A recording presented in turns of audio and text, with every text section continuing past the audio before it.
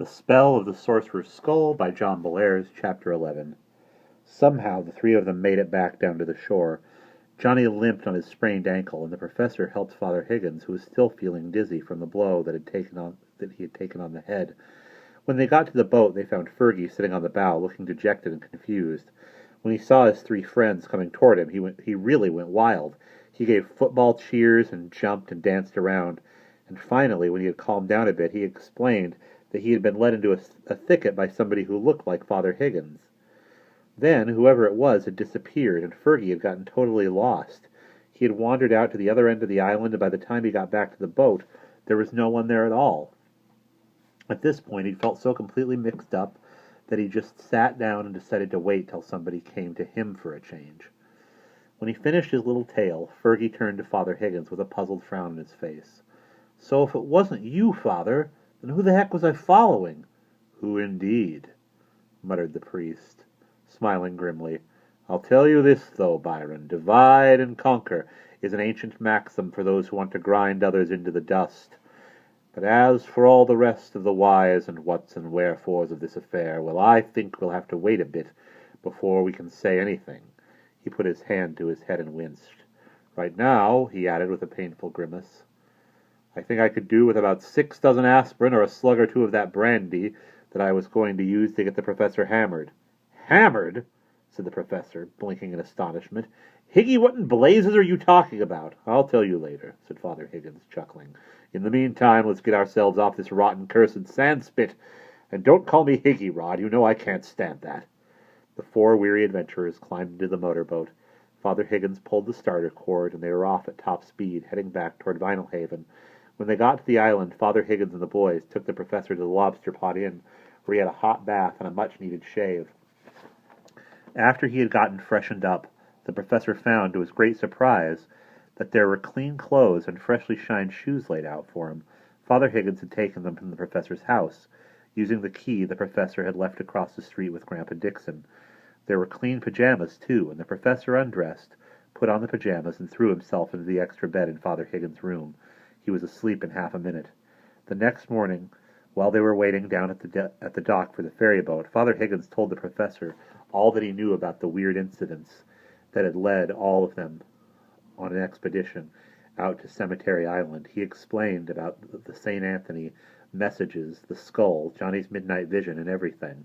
The professor listened to all this calmly, and when Father Higgins was through, he snorted indignantly. "Ha!" he muttered. "So some evil spirit decided that he was going to make mincemeat of me, and if this Warren Windrow hadn't scrawled one of his dream thoughts down on a flyleaf of a book, I might not be standing here right now. The great reckoning, the settling of accounts, would have happened to me. But there's still a lot in this business that is pretty murky. When I get home, I'll have to see what I can do to clear things up." "I think you ought to rest when you get home," suggested Johnny gently. He was afraid the professor would get sick if he exerted himself too much, after all he had been through. "Rest! Ha!" said the professor, glaring arrogantly around. "I never felt better in my life." When Professor Childermass got back to his gray stucco house on Fillmore Street, he found that things were in pretty much of a mess. Several windows were broken, the aerial on the cupola was in danger of falling down, and the house was full of grime and dust. But with the help of Grandpa Dixon, Johnny, Fergie, and some neighbors, he managed to get the old place fixed up in next to no time at all. And he found that his job at Hagstrom College was still waiting for him. Still, he kept wondering why he had gotten kidnapped in the first place. What forces of demonic magic had been at work? These and some other puzzling questions still remained, and so the professor decided to take a quick car trip up to his ancestral family home in Vermont.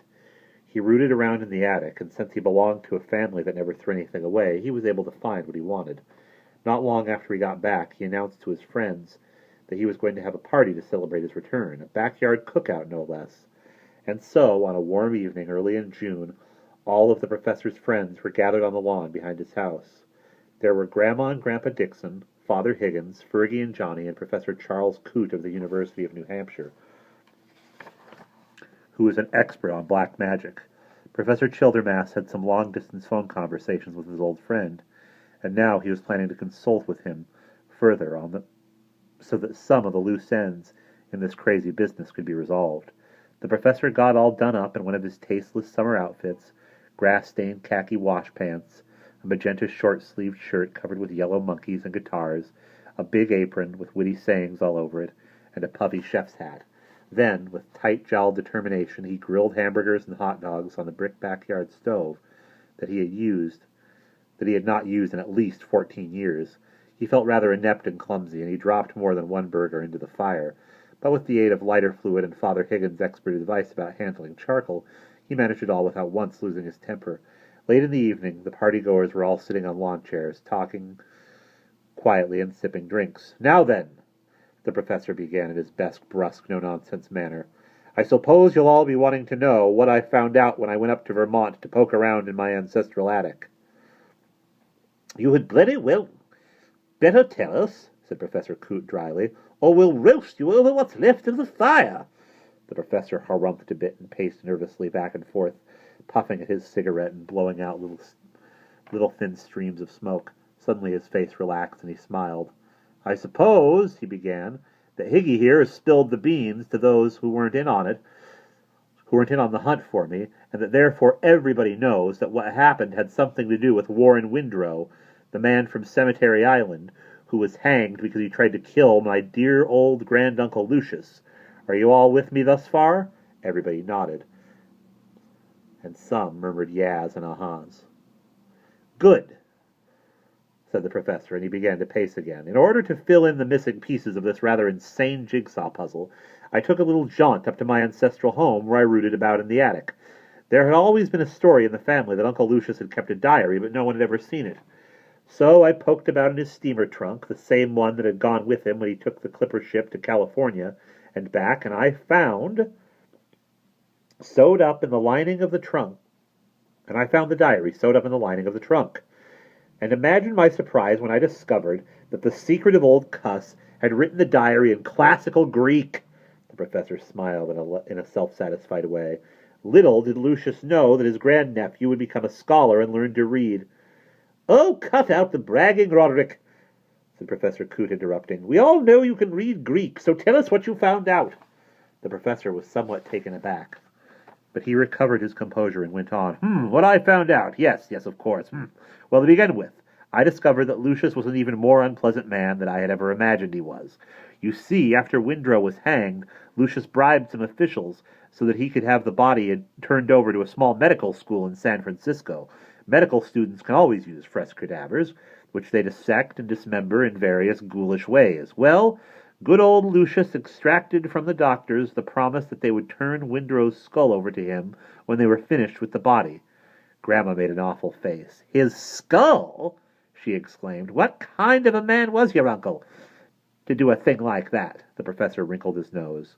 "He was a very vengeful and nasty man, also possibly unbalanced, but he had read a lot of ancient history, and he was planning to do what the Scythians did with their enemies, namely to make a drinking cup out of poor Windrow's skull.